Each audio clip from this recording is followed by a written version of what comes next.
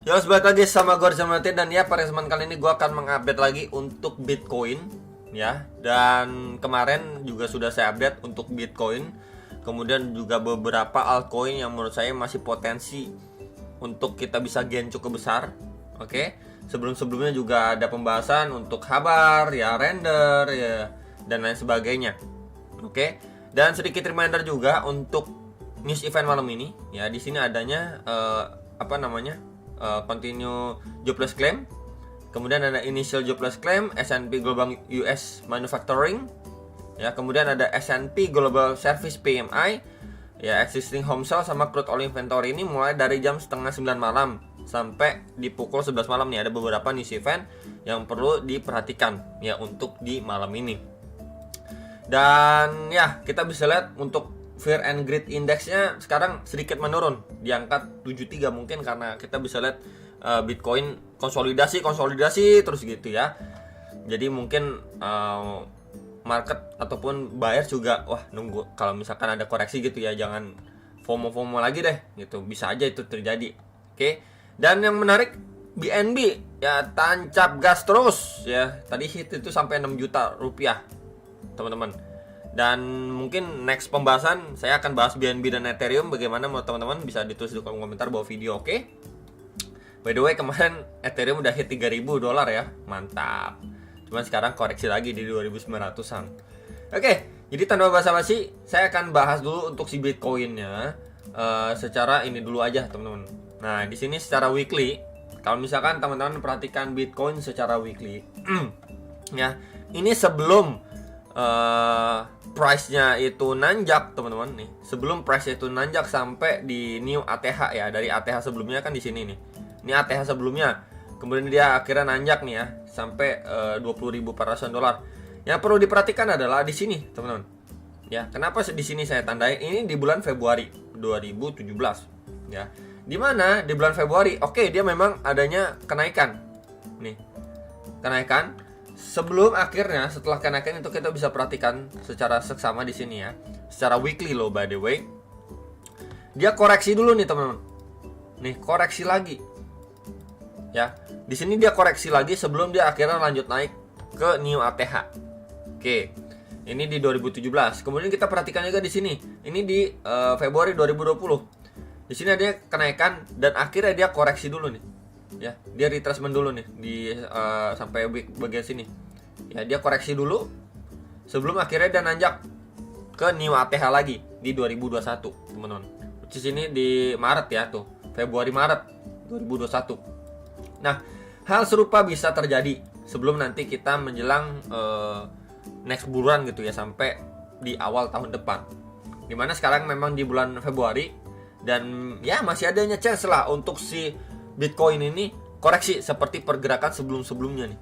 Tuh, ya ini coba akan saya kecilkan. Nah, di sini waktu dia memasuki fase retracement dulu sebelum lanjut naik. Di sini juga retracement sebelum lanjut naik. Cuman ini agak ekstrim ya turunnya.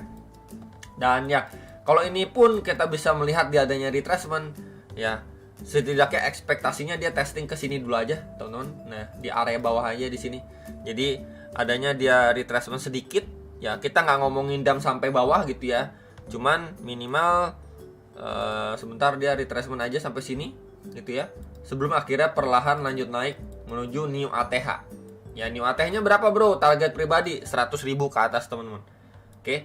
Jadi bisa aja ini yang terjadi seperti pengulangan sebelum-sebelumnya nih. Sebelum dia visit atau hit new ATH ini juga. Retracement sebelum visit new ATH gitu ya. Jadi ini sangat wajar ketika dia retracement lagi ke sekitaran angka berapa, bro? 39.000 sampai $41.000. Ya, ini sedalam-dalamnya lah. Kita ngomongin sedalam-dalamnya, ekspektasinya dia retracement ke situ. Ini berupa area tahanan sebelumnya gitu ya, sebelum visit new ATH kembali. Gitu. Ya, jadi bisa di-prepare at least kalau sedalam-dalamnya deh. Bitcoin itu visit ke 39, 40, 41.000 kembali ya secara weekly-nya, ini bisa sekali. It's a good deal banget gitu loh, teman-teman. Ya. Dan kalau kita extend ke samping, sebelumnya ini menjadi area support resistance sebelumnya. Nah, tuh. Ya, box hijau nih, support resistance sebelumnya bisa kelihatan jelas. Coba akan saya tandain dulu di sini.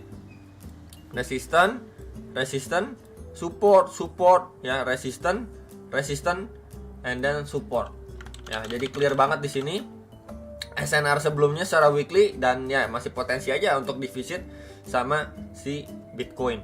Nah, kalau dia nggak sedalam-dalamnya ke situ, at least dia bisa atau ini bisa menjadi another option lah ya buat kita semua di sini.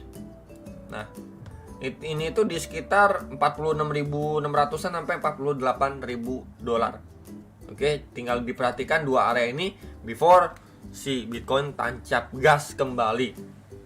Oke, dan yang melihat juga teman-teman untuk RSI juga udah overbought ya secara weekly, dan ya sekali lagi bisa dipertimbangkan lah untuk si Bitcoinnya. Jikalau memang di akhirnya mengalami koreksi lagi, retracement lagi, ini bisa dimanfaatkan ya. By the way, ini outlook secara weekly-nya.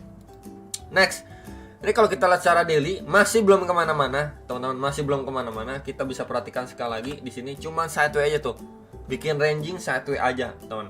Tinggal nanti penentunya adalah apakah dari sini dia nge-spike sekali lagi, nge-grab liquidity sebelum akhirnya koreksi ya, sebelum akhirnya koreksi retracement gitu ya, terus kemudian mengalami kelanjutan kenaikan, atau memang dari area sini ya udah dia bablas turun dulu aja ya, bablas turun sebelum dia lanjut naik. Nah, ini sekali lagi bisa diperhatikan ya, untuk skenario masih lanjut naik sekali lagi, nge-grab liquidity sebelum lanjut turun itu bisa, atau memang dibablas turun.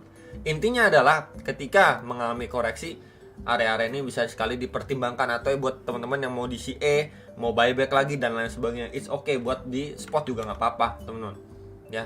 Mengacu juga pada pergerakan Bitcoin secara weekly, pada pergerakan sebelumnya juga nih ya, bisa menjadi bahan pertimbangan lah untuk teman-teman sekalian. Nah, menurut teman-teman bagaimana? Bisa ditulis di kolom komentar bawah video. Oke. Nah, kalau misalkan kita lihat untuk Bitcoin dominance-nya sendiri, ini kan terakhir kali waktu itu pembahasan dia tes sampai 50,8%-an lah.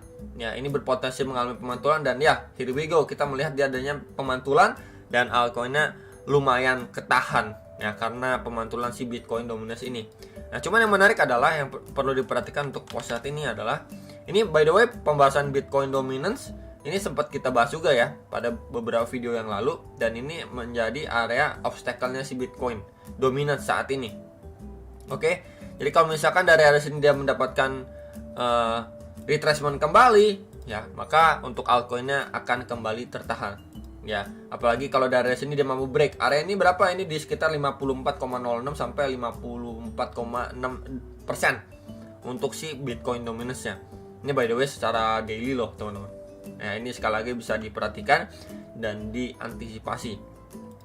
Oke, nah kalau kita lihat lagi untuk si USDT dominance, yap ya, di sini juga pembahasan terakhir ini untuk USDT dominance di sekitar 2-3 hari yang lalu lah ya, dimana kemarin itu saya ada infokan juga ini adanya chance untuk dia mengalami pemantulan, dimana kalau kita lihat kemarin itu di time frame seperti time frame 4 jam. Oke, ini coba akan saya hapus, sorry, ini hapus juga. Ini adanya kemungkinan terbentuk yang namanya ini bottom 1 ya, dan ini adalah bottom keduanya, double bottom. Memang ini berlawanan ya dengan Bitcoin. Kalau misalkan kita lihat Bitcoin secara time frame 4 jam, ini terlihat seperti ini terlihat seperti double top, teman-teman.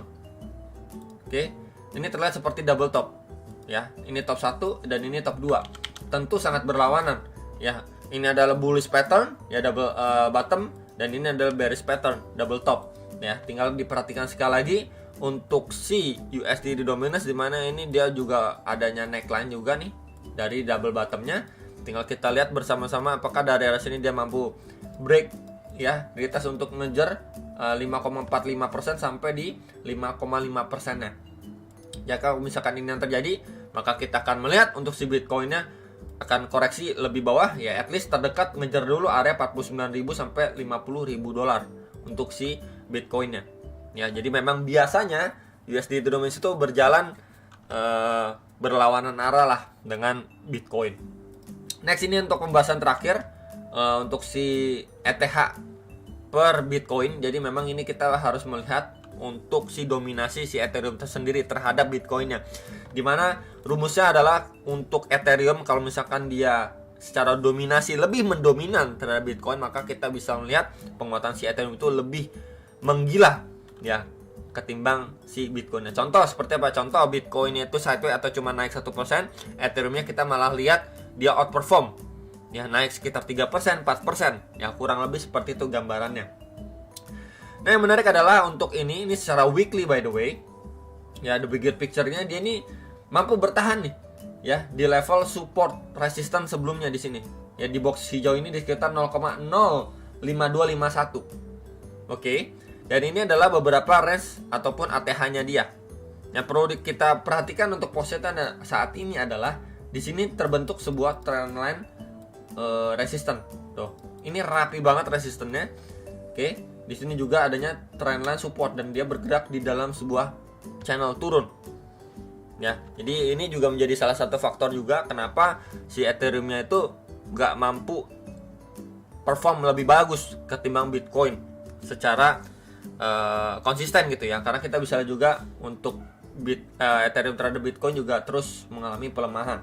Nah, tinggal kita lihat aja di sini sampai nanti si Ethereum terhadap Bitcoin ini mampu break ya, mampu break retest dan at least ngejar highest di area sini dulu teman-teman.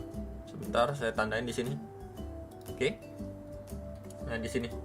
Ini box warna merah. Oke ya. Jadi kalau ini yang terjadi, maka probabilitas untuk si Ethereum bisa outperform si Bitcoin itu chance-nya besar atau ngejar, bahkan nanti bisa aja nih Ethereum ngejar $4.000 ketika ini terjadi. Maka altcoin yang nanti mungkin kebagian money flow-nya. Gitu. Setelah Ethereum outperform ya, kemudian nanti gantian nih altcoin yang big caps dulu, baru nanti altcoin yang caps-capsnya kecil juga kebagian ya. Dan ya kalau ini terjadi setelah dia udah mampu break ya retest untuk lanjut naik, ini juga bisa menjadi bahan pertimbangan buat teman-teman yang mau istilahnya buyback kembali, atau mungkin dari sekarang cicil juga nggak apa-apa, family-nya si Ethereum gitu, yang berkaitan masih sama Ethereum lah. Jadi kurang lebih seperti itu. Contohnya apa? Contohnya seperti ETC. Kemudian apalagi yang masih di dalam jaringan Ethereum tuh seperti Matic. Ya, kurang lebih seperti itu, teman-teman. Ya, koin-koin itu, dan kalian bisa cari masih banyak lagi koinnya. Jadi palingan itu yang bisa saya sampaikan untuk pembahasan hari ini ya. Jadi hari ini kita nggak ngebahas altcoin, maka altcoin bisa lebih fokus dibahas untuk maybe besok lah, teman-teman. Kurang lebih seperti itu ya. Oke. Thank you buat yang udah nonton. Sampai jumpa untuk next video. Jangan lupa analisa kembali sebelum make decision atas transaksi kalian masing-masing. Salam profit.